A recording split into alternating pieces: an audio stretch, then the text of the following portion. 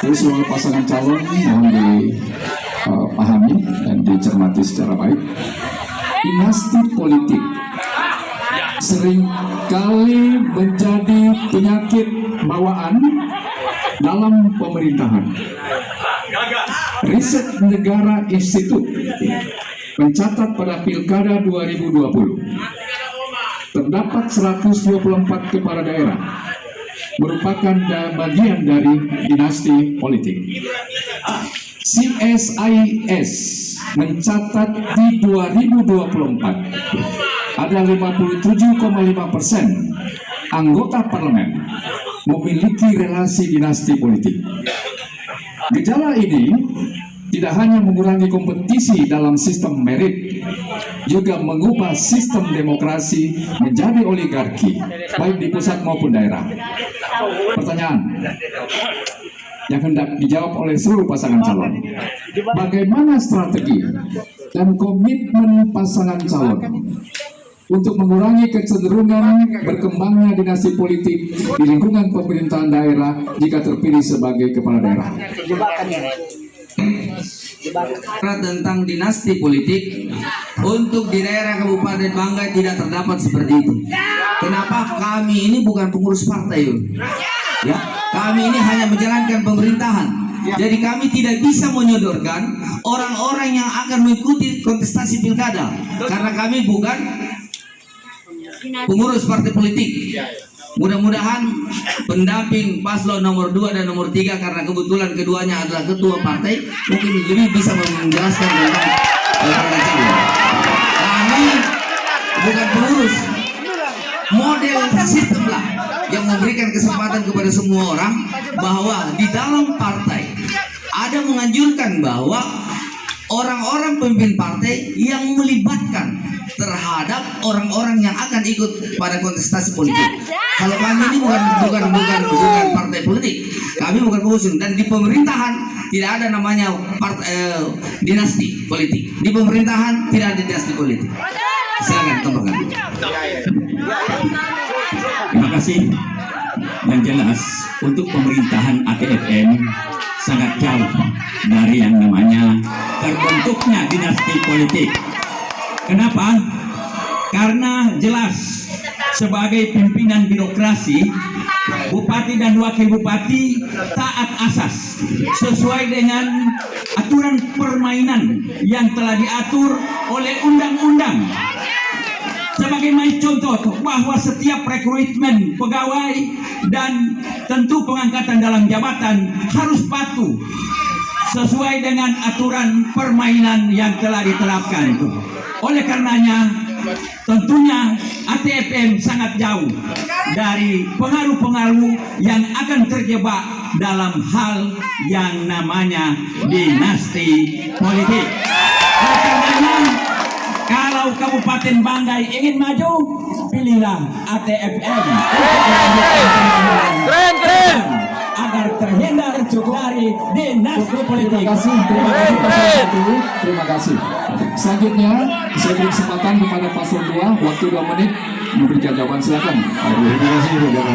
Jadi sesungguhnya kita tidak bersilat lidah dan tidak perlu punya banyak. Jadi kita punya kalimat-kalimat itu walaupun sifatnya bagaimana orang bisa menilai. Tetapi bagi Herwin dan Happy, bagaimana menciptakan satu sistem supaya ini yang namanya saudara-saudara, ini yang namanya adik-adik, ya ipar-ipar tidak bisa masuk dalam struktur. Seolah-olah kemudian kita suruh itu pansel, seolah-olah kita tidak tahu, padahal kita saudarakan. Pansel, kau kasih jadi saya punya. Ini fakta membuktikan bahwa kita cuma omong, tetapi dalam kenyataannya tidak seperti itu. Maka kemudian ke depan kita harus menyusun satu sistem yang dimana kita jauh daripada sistem kolusi, korupsi, dan ini kita terapkan. Maka tentu juga dalam penerapan dalam kehidupan demokrasi kita akan ketat. kita juga harus melihat bagaimana pembantu-pembantu kita sebagai pimpinan-pimpinan dinas jangan selalu diarahkan seolah-olah dia bekerja secara profesional.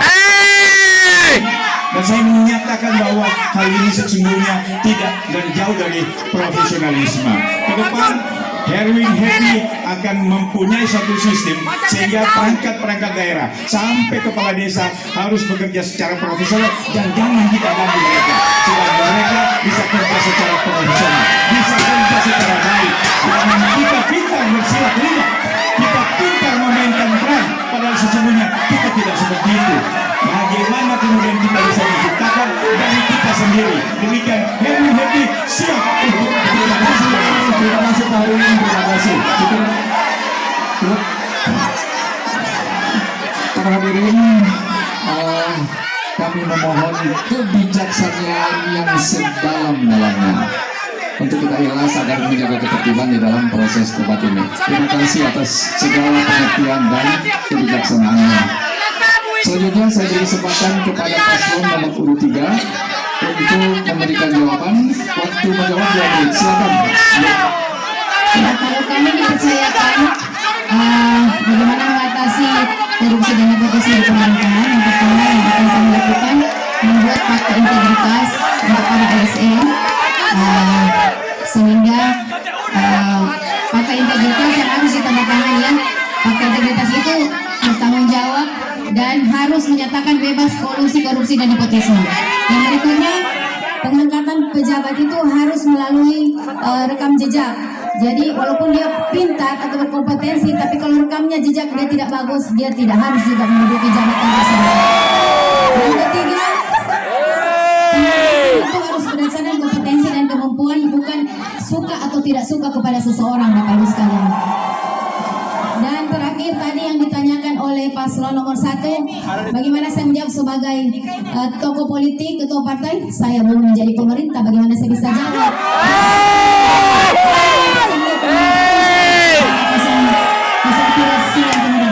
Bukan itu yang ditanya. Yang ditanya ketua partai.